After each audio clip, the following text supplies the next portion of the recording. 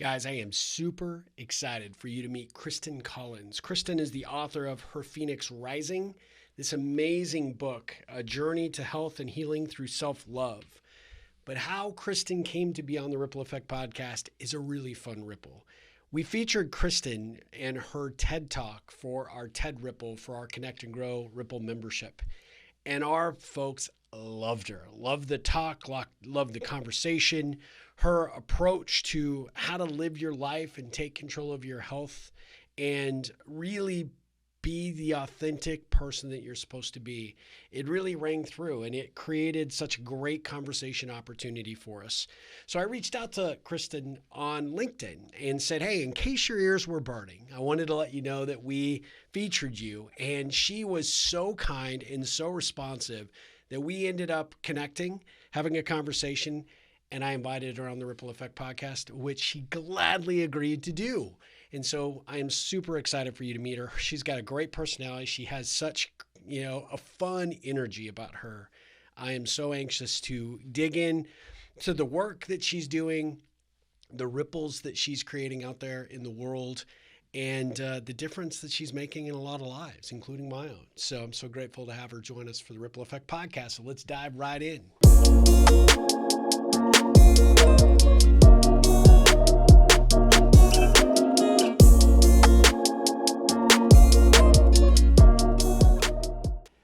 Guys, I am super excited to have Christin join us today for the Ripple Effect podcast. This is actually our second attempt. We had a little bit of technical difficulty the last time. So Christin, welcome back to the show. Thank you so much for taking the time. How are you doing? I'm very excited to be reconnecting with you and our tech working. So thank you for having me. Absolutely. Well, I apologize for, I don't know, it was the internet gremlins trying to keep us apart that day. I have no idea what was going on because it started working right after that. So I just think maybe, the gods were saying, hey, you guys need to save it for another day. And you were going to bring your A game. Now we'll definitely bring our A+ games today, right? I completely agree. I know everything happens the way it's supposed to. So something must have developed this week that we needed to incorporate. I got it. Yeah, I love it. And, I feel like a little background inept because your background is like super awesome. It's like total, like, I just feel like that's like awesome. It's the bubbles effect. It's the bubbles effect. Well, listen, let's dive in. One of the things that I always like to do just to kind of give my audience a perspective of who I'm visiting with. And, I shared a little bit about your book, Her Phoenix Rising, which is fantastic, by the way. As you can see, I have notes out the yin yang on this, and I got a ton of questions for you. But at the end of the day, I'd really like to give our audience a sense of who you are. And so I always like to start with, because I'm a big comic book nerd, the origin story. How did our hero become the hero? So how did Christin Collins become the awesome person that you are today? Thank you. How much time do we have? No. As much as you would like. The current iteration of who I am originated when I found myself in healthcare. I am not a clinical person, but I found myself as a fundraiser for my first 5 years in a very large healthcare system. Oh, interesting. While I was fundraising, I met one of our executives who asked me to participate in some fundraising for his campus. And it was through that work I started connecting with the responsibility I had for my own health and how much of ill health is preventable or reversible.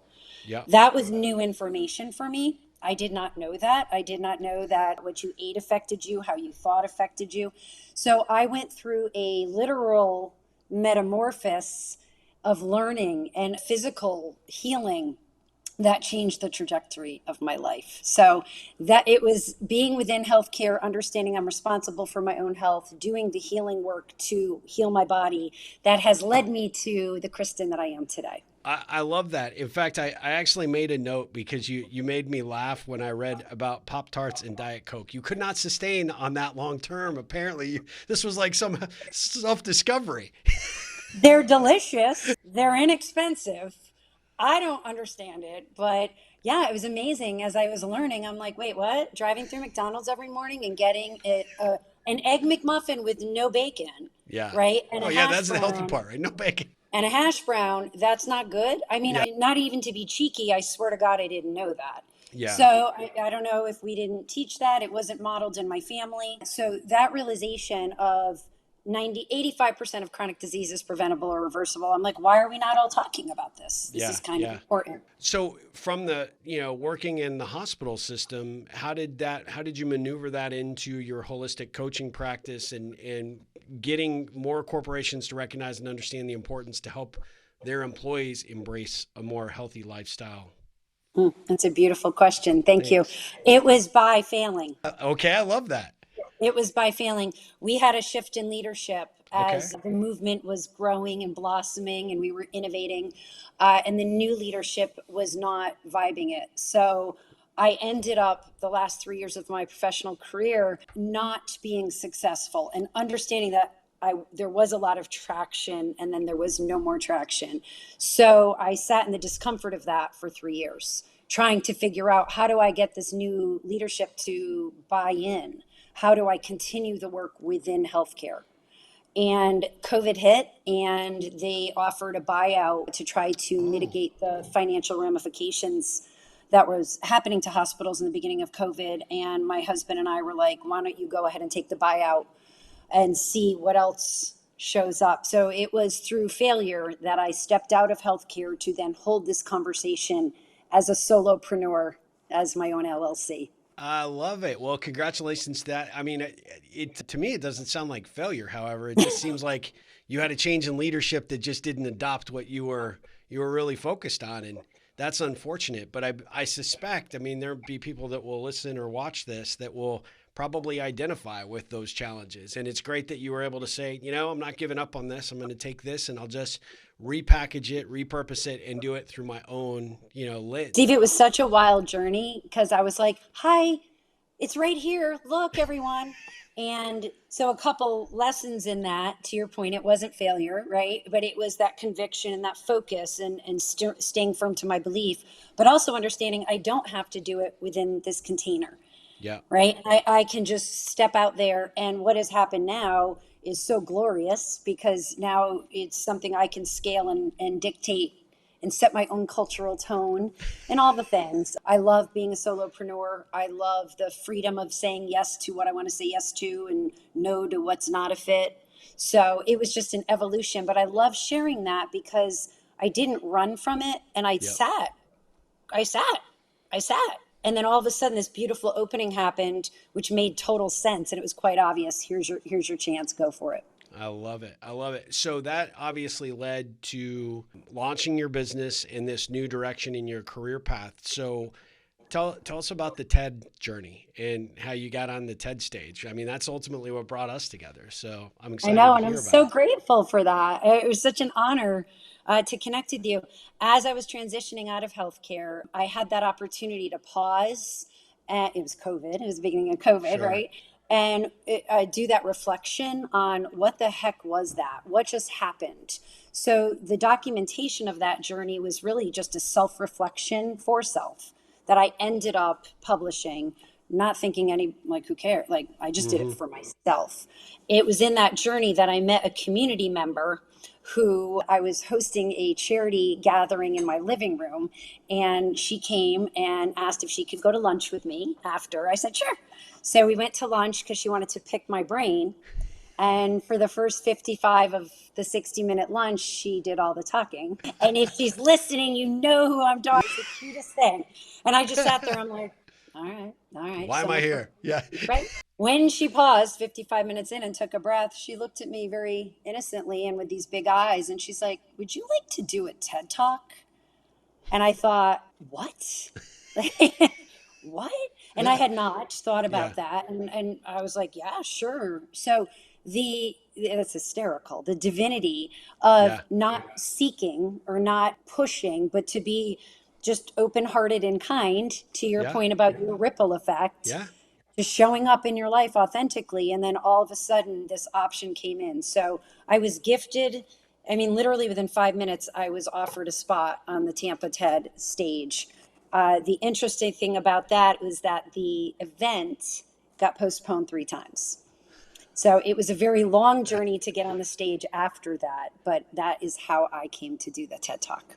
Well, there's always so much pressure about the TED Talks. Everybody does it a particular way. There's this nuance to it, right? And of course, you're sort of dictated the amount of time that you can have, so that can be a little bit nerve-wracking. But to have it postponed 3 times and have been mentally prepared each time to go, and then all of a sudden, it backs out. What did that do to your psyche? It was again sitting in the discomfort, which is a Yeah, lot of the work that I do. I sat in the discomfort in the healthcare system. I sat in the discomfort of not being able to control the schedule.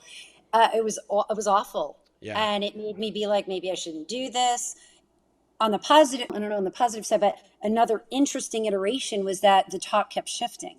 Just like what you and I would have talked about last week yep, is shifting to what we're going to connect on today. I was very aware that my own message was shifting. And so the time, while it was challenging, it also helped me to maturate and get closer to what it is I yeah, really want to say. Because to your point, it's a different exercise, and give somebody a microphone for 45 minutes to an hour, you can figure out what you're trying to get across. Give somebody a microphone for 12 minutes and you're yeah, like, what is the most important stuff I want to convey in 12 minutes? Like, yeah. that's hard. Very, very, yeah, very difficult. But you did an exceptionally good job at it, I got to say. I mean, our members were really blown away. And when you actually have at the end of your talk a phrase that you use called be love.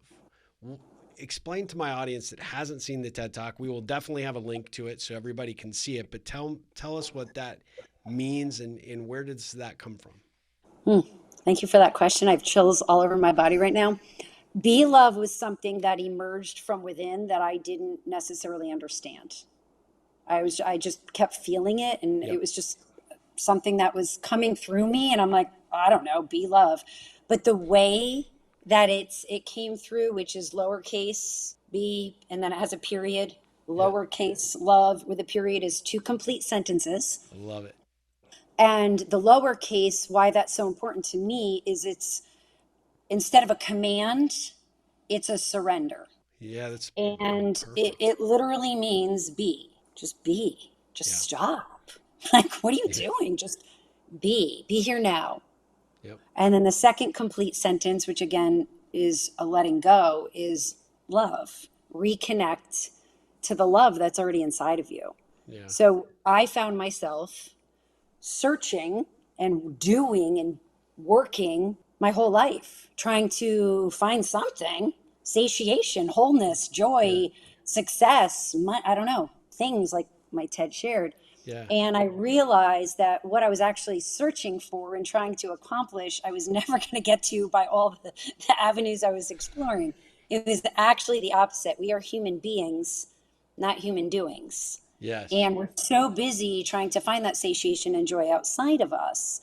And really, what we're looking for is that connection to ourselves, connection to love, knowing and loving who we are and our unique, authentic selves that show up imperfect, that show up traumatized, that show up in joy, and just being okay with being who we are. Yeah. You sort of touch on this in your talk, but I mean, one of the components, and I know you went through this because you said you were sort of having to identify these things in your own health journey, but we all carry the baggage and we don't recognize how that baggage really impacts where we are in present day, right? And like you said, we're human beings, not human doings, but we all act like human doings. And, we feel like we've been curated to have that culture of what's next and move forward momentum. And those that really struggle, especially when you actually find that you have your body breaks down and you are sort of forced to take a pause because you've got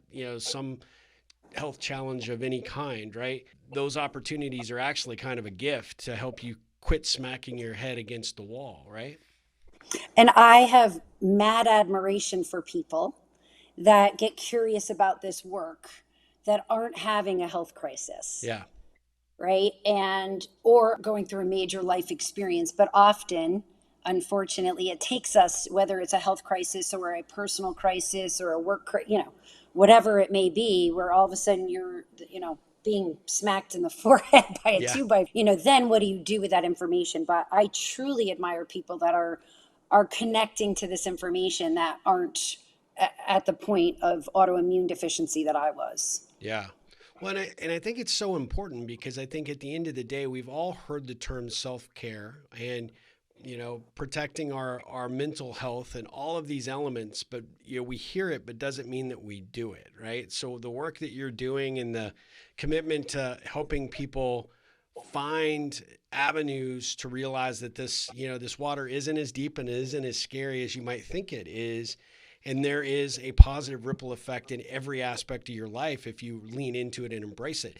It's one thing if you already are dealing with a health crisis, but like you said, if you're someone that is not, chances are you will if you can continue to go at the pace that you're going. So my question is, you talk a lot about this process, this approach being really about self-love, right? So what has discovering that for you really taught you? And what do you think other people might be able to discover in themselves if they explored it? Who are you? This is awesome. So I'm not a very good interviewer, so you're just making me sound good. You're exceptional. I love these questions. So I would get teased, especially by former executives that I worked with in healthcare, like, I know, self-love, self-care. These are like, self-care is a little bit easier. And I'm like, yeah, manis and petties are great. Yeah. Massages are great. And I'm going to get a massage tonight. Those are great. But that's not what self-care is, right? It is, how do you show up? How do you consume? What is your mental health? How are you balancing your life? Those things. But self-love is really hard for people to understand. Yeah. Okay. And so I'm going to do my best to distill that into a very simple answer. Let's go. So, right. So self-love to me is about self-acceptance, because we can be anything we want to be in any given moment. So what has happened in the past is just that, the past. What may happen in the future is not here yet. Yeah. So let's not waste our time worrying about it. So when we reflect on who we are, and if we don't like who we are, then in that instant, without going to get a PhD or making phone calls or going to the gym, we can love ourselves in that moment by simply saying, I am okay. I am authentic. I am not perfect. I don't like this about myself. So then I'm not going to be that anymore. Right? So self-love is about self-acceptance. And to your point a few moments ago, the baggage that we bring with us that gets embedded cellularly, energetically in our bodies, in our subconscious neural pathways, we don't even realize the trauma that we perpetuate that were neural pathways established when we were 7. Yeah. Or from something that we were mortified that happened when we were 22. So self-love is about self-acceptance and sitting in the present and allowing us to have bubble up things that were like, wow, that made me uncomfortable. Let me go ahead and thank that experience, thank that for visiting, exhale it out and know that that is not me today. Yeah. Yep. That's self-love. Yep. And also pairing that with an awareness, because we get fearful because we're like, well, that over there doesn't look like me, right? And we want to survive. This is a survival instinct. We think that we need the sameness in order to get along. I'm about celebrating the diversity of each and every one of us. Yeah. So that, because if you and I look exactly the same and do everything the same, then what's the point? Yeah, it's boring. Yeah. So boring. Yeah. One of us is lying. Yeah. Yeah. So self-love to me is getting really embedded in who you are, why you are, allowing things to bubble up and be released, right? Connecting with that inner voice, that deep inner knowing of, this is my passion. This is really important to me. This brings me joy. And I look around and maybe I'm not seeing that in anyone else, or maybe now I'm going to attract new people to hang out with. But it's really being comfortable in your own skin and accepting who you are, and whatever you don't like, you change. Yeah. Well, so as people are thinking about this, what is your advice as to how to, I mean, number one, got to get Her Phoenix Rising. That book is, will get you started on this journey, but what are some thoughts or ideas that you could give people who are like, okay, yes, I need to do a better job. I need to focus more of my energy. I mean, one of the things, you and I are both coaches. And so one of the things that we really resonate with is we don't lead you to the answer all the time. A lot of times it's, hey, we need to ask the right questions to help you get there. But what are some of those questions they need to be asking? So I love this. And what's super fun about this is that, to your point, we don't have their answers. And what we even think their answers could be probably aren't their answers. Right. Our job is to hold space for them to self-discover. Yep. So the number one technique is ridiculous because it's free, it's accessible all day long. We do it anyway and don't even know it, right? And it's breathing. So when we start breathing and we're conscious of our breathing and we start getting centered into the present moment, if we allow ourselves to be in the present moment and not be distracted or not dissociate, right, then we can clear the stuff that bubbles up and we can start connecting with that innate wisdom, that divine purpose, that beautiful, unique reason for being, and self-discover our own why. So if anybody's telling you what your why is, they're doing you a disservice. Correct. Because for each and every one of us, it's different. So how do you do that? You start by breathing. And what's interesting is that be love, which is be here now, reconnect to the love that's already inside of you, which is what we're saying. It also has blossomed into an acronym of the B stands for breathe. Yeah. The E stands for experience. So experience whatever bubbles up. The period stands for pause. Sit with it. Okay, sit with it. The L stands for let it go. And then you have to do that about a gajillion times. Then once we kind of get through that, we start creating a little bit of space where we're not hyperventilating because we're experiencing stuff that we haven't allowed ourselves to experience. We're too busy running away from in fight or flight.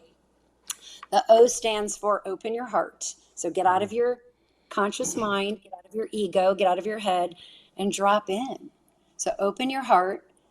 The V stands for cast your vision from your heart. The E stands for the energy, the energetic elevation that will occur, the energy that you will attract, the new experiences you will have. And the final period stands for the new presence that you will experience when you go through that iteration. Oh, what a phenomenal model. I love that.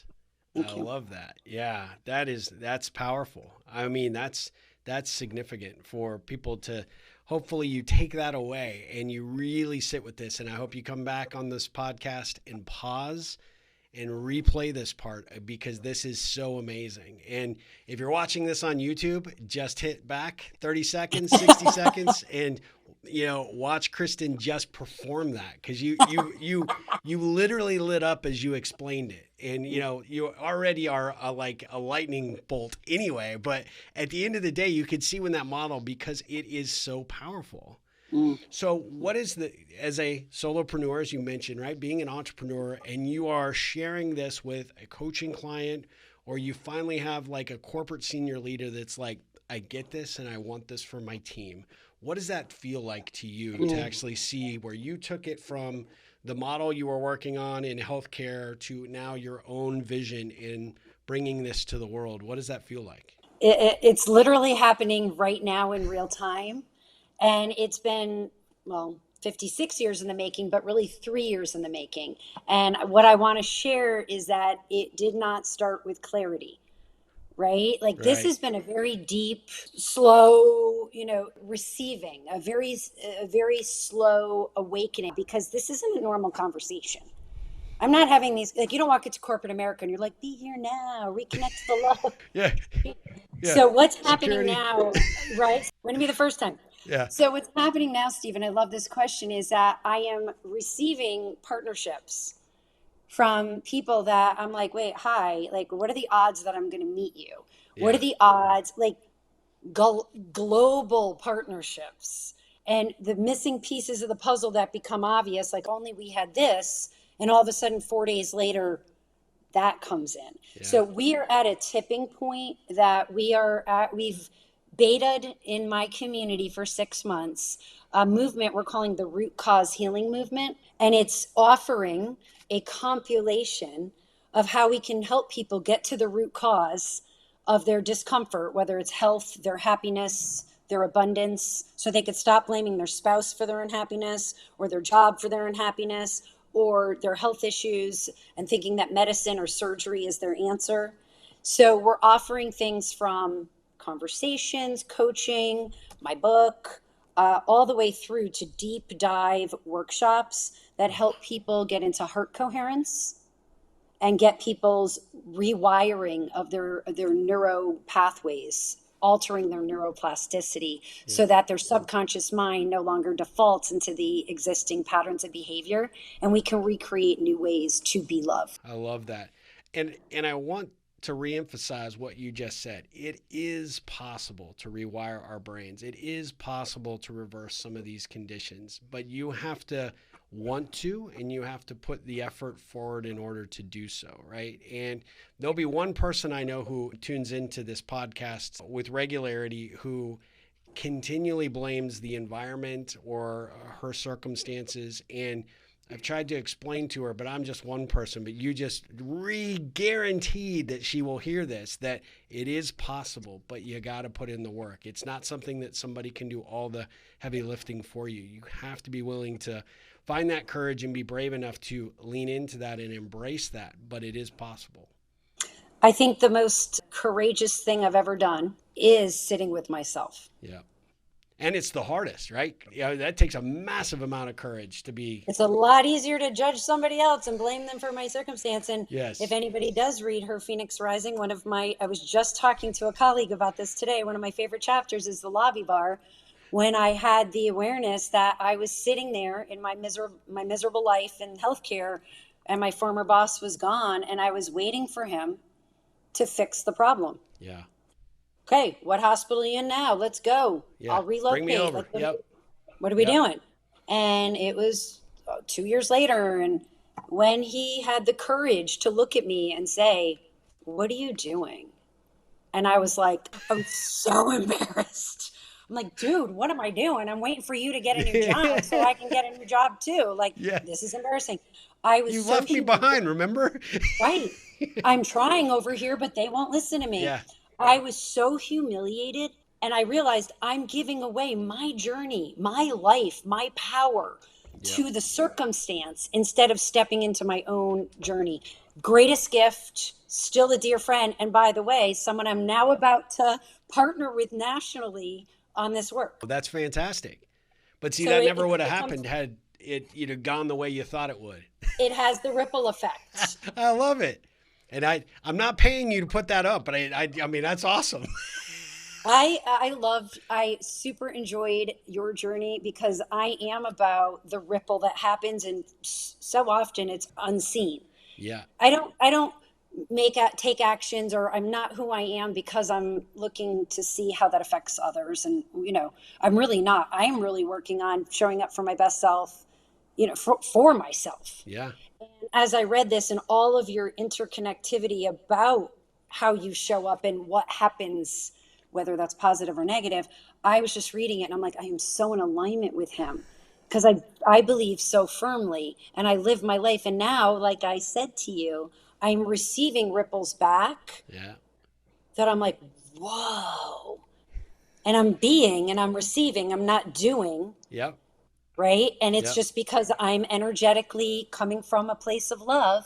What I'm attracting is blowing my mind. That's awesome. Well, yeah, you are deserving of it for sure. You touched on this at the very beginning and you said it, but it's like when you give up the control about trying to be prescriptive about how everything is going to happen or work out, when you just finally, say, hey, look, I don't have a lot of control over certain things, but I'm open to all of the wonderful possibilities that will occur when I give up a little bit of that power and control. That's where I think the ripples really come back, right? Everything that you do, every action that you take, and I can see it, you just ooze it, right? But you make an impact, and that impact's not always immediately obvious, but it does always come back to you in ways that you can't imagine. I mean, and I'm trying to think of a time it is obvious. Like, I wish it was obvious. It'd make it a lot, easier to maintain and sustain. No, and what's happening now, I did a ribbon cutting here locally for the movement as I launched it here. And there were about 50 people who came. I knew half of them. The other half, I'm like, I don't know who they are. I don't know how they found out about this. And literally these 25 people throughout the afternoon were like, you changed my life. And I'm like, that is awesome. Who are you? Right. And I mean, it was so heart opening and Oh mind yeah. blowing. And you're like, 7 years ago, you said this, or I met you with this, or whatever. And so your ripple effect, the courage is to show up authentically and love yourself and not worry about how that affects others. Yep. Right. And then to be present enough to receive when that ripple comes back down the road and just be like, that is awesome. Yeah. Yeah. And it's so much sweeter when it does happen that way, right? Yeah, so much. How did you come up with the title for your book? This is so great. I love that you asked me that. So I was learning. I went through a virtual program from Georgetown University to start. They held space for me to connect with my thoughts. And they said, you have to have a working title. And I'm like, whatever. So I was working on my working title. Simultaneously, it was the beginning of COVID. 3 different people that week I had spoken to on the phone. They're like, what are you up to? I said, I'm writing my thoughts down. I'm just kind of reflecting on my journey of my health journey. And I explained a little bit what it was about. And the first person said, her Phoenix rising. And I'm like, sure. Okay, Steve, next day, same conversation with somebody totally different. Her Phoenix rising. Oh, wow. Okay. 2 days later, third conversation. Oh, her Phoenix rising. I'm like, stop it. So then I went and searched the domain name because I'm like, obviously that's taken because everyone's saying it to me. So it's very popular. .com, .org, .net, .biz, all available. All of it for like $1.99. That's awesome. Like, that's why it's called Her Phoenix Rising. I love it. Yeah. See that the title just rippled its way to you. I love it. Well, so I could talk to you all day, honestly. I mean, this is just so, back at you. You are amazing at every level. But, one of the things that I like to do is ask some ripple connection questions to give people just a little bit more insight as to who you are, if you're okay with that. I love it. All right. Fantastic. Favorite band? Oh, Dave Matthews Band. Oh, yeah. How many all times day long. Have you seen them? 61. 61 times you've seen them in concert? And I've had dinner with them. Really? I'm a stalker. I love Dave is so high vibing and he is all about love. Yep. Right? He is the ripple effect. Yeah. Oh, that's fantastic. Favorite movie or television show? How to Lose a Guy in 10 Days. Ooh, that's a good one. Kate Hudson, Matthew McConaughey. Yeah. Well, Matthew's here in Austin, so you're going to have to come pay a visit. And his new book was so enlightening. And there's other like movies and stuff, but that brings me back to such a beautiful point in my family journey. It was so light and airy and cute. And I was like, so much of my work and my passion is very intense, and I'm like, How to Lose a Guy in 10 Days. I think I've seen it 50 times and I'll watch it 500 more. I love it. Well, I mean, we talked about you being an entrepreneur and, kind of a solopreneur, but what is the best thing that you have discovered about it? About this journey? Yeah, I alluded to this part before. The best part to me about being a solopreneur is that I can own my culture. Yeah. I worked in corporate a couple different ways. In hindsight, I look back and I was so passionate about being within a container, being within a space that was kind, that was loving, that wasn't selfless, but it was collaborative, right? I don't want to be a doormat, but it's not about me all the time. And I didn't always find in corporate America or in my work life that I could have that even as a leader within corporations. So now I make my own schedule. I say yes to what I want, no to what I don't want.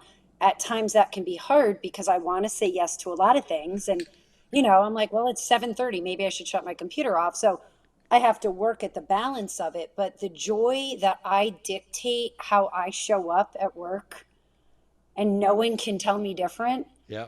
That's my favorite thing. Yeah. I mean, that's freedom. I mean, total freedom for sure. And be successful at it, which you clearly are. Who played a role in helping you become who you are? There's a number of amazing people. I cite my daughter, my stepdaughter in the beginning of my book. She's been very inspirational. I think my former boss and now again business partner, Scott Cashman, he's been a huge influence. But the number one that just came through to me when you asked that is absolutely my husband. He has been my number one supporter and cheerleader, and holds me and calls me out. And, it's not like, honey, you're amazing, you're brilliant. Yeah. Like, he creates the tension sometimes that I need to see things that I'm not seeing, or maybe to, push me. I am so blessed. There is no doubt this is a beautiful soul agreement.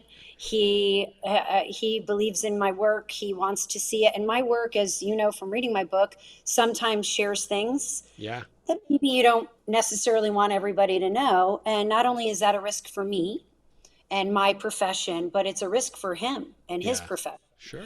And he is the one that has encouraged me to share and tell my story. And I am eternally grateful. I love that. I love that.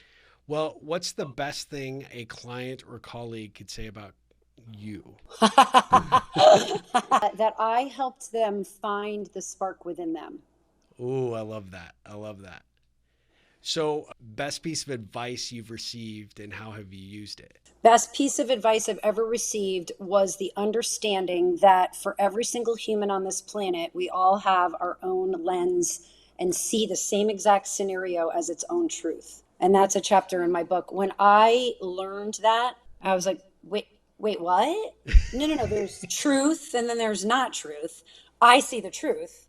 And if you're not in alignment with me, then clearly you're an idiot. When my beautiful friend Heather Christie, who's a very vibrant executive coach, expressed to me that we all have subconscious thinking, we all have different lenses, and that's when I really started getting into neurology. And I realized that everybody has their own truth. Mm-hmm. That completely blew me wide open. Yeah. Complete. It helped calm my nervous system, all the things. It helped me Yep. stop trying to, judging everybody. And it opened up this lens of curiosity and wonder where I'm like, that's so interesting that they see this that way. Yeah. It's the best piece of advice I've ever Oh, received. that's great. I love that. I love that. Where do you find your inspiration these days? God, Steve, the inspiration is literally everywhere around me. Yeah. And it's all day, every day. And I think the deepest, like most gut-wrenching inspiration is the beauty and the authenticity and the vulnerability of people trying to connect with themselves. Yeah. And I'm so blessed, whether it's in workshop or with audience or one-on-one, situations or corporate, when I'm really connecting with someone and I'm witnessing them just trying. And I'm like, a lot of us aren't trying. A lot of us aren't choosing this path. I'd rather be a victim. I'd rather dissociate. I'd rather blame. Yeah. So for those who say, all right, I'm kind of understanding you, I'm confused, I'm uncomfortable. Oh my God, it lights me up. Yeah.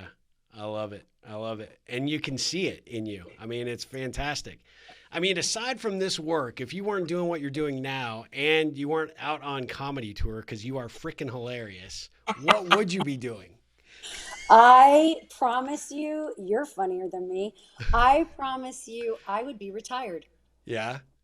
I Just enjoying life. I would be in a cabin, really with the composting toilet on a mountainside, growing vegetables and going for walks and reading. I would be connecting with nature and my husband, and that is the next iteration of Christin. Yeah. But I feel that this chapter is my life's purpose. I think it's why I'm here on this planet. I think the time is now. So, but this is it. I don't feel currently that there will be another iteration. I am so in my flow. I am so full of gratitude, and there's so much more to do and experience in this. So I probably got a good 15 years before I retire. But the next phase for me would just be to snuggle on the couch with a blanket and my husband and sip some tea and reminisce. That sounds absolutely perfect. 3 questions left. This one is a good one, though. I love, what did 8-year-old Christin want to be when she grew up? A ballerina. Yeah? Yeah. Were you in dance? I was. And even today. It'd be strange if you wanted to be a ballerina and you weren't, I guess. Yeah. Well, that would be really weird. Although I'm sure there are people that didn't have access. That's right, yeah. Even this past weekend, I was back in the Northeast and visiting my family, and my little brother and I will go to ballet. We will go see Boston Ballet together. Oh. And it's amazing to me, the physical reaction I have to ballet, and just how much I appreciate the beauty of the art. Yeah. It blows me away. I love it. That's a great answer. Well, you sort of defined this already, but just to clarify one last time, when you think of the term ripple effect, what comes up for you? Mm-hmm. How we're all interconnected, and that you are a conduit of energy that affects all the other energy, and you receive the energy from others through ripple. Yeah. So that awareness of how we're all interconnected and how our actions, our thoughts, our feelings, our emotions affect others, and then also to be aware that we're receiving from others, that to me is so powerful. So I want to sit in that knowledge and be a positive beacon of energy and ripple. Excellent. Well, mission accomplished. You're definitely doing that without question. What ripple can I create for you? You already have, my friend. You already have. Well, thank you. I am so honored. I appreciate it. Well, before we let you go, tell everybody how you would like them best to follow you or get acquainted with your work. Whatever format works for them. Okay. Yeah, I participate, occasionally on all the formats. I do have a website, KristinCollins.com, which is where you can access all those portals, as well as connect with me if you have any questions or I could be of service in the future. Yep, absolutely. And we'll put a link to that in the show notes. And Christin, I am just so grateful that you agreed to be on the Ripple Effect podcast. You are amazing. There's no doubt we're going to have to do a follow-up here because, people are going to just absolutely flip for this episode. So I'm so grateful. But I thank you because getting your communication, I was like, this is amazing. Thank you for shedding light on that TED Talk and for being a light. Oh, thank you. I appreciate that so much. Well, guys, we'll be back with another episode of the Ripple Effect podcast very soon. But Christin, until then, ripple on. Thank you.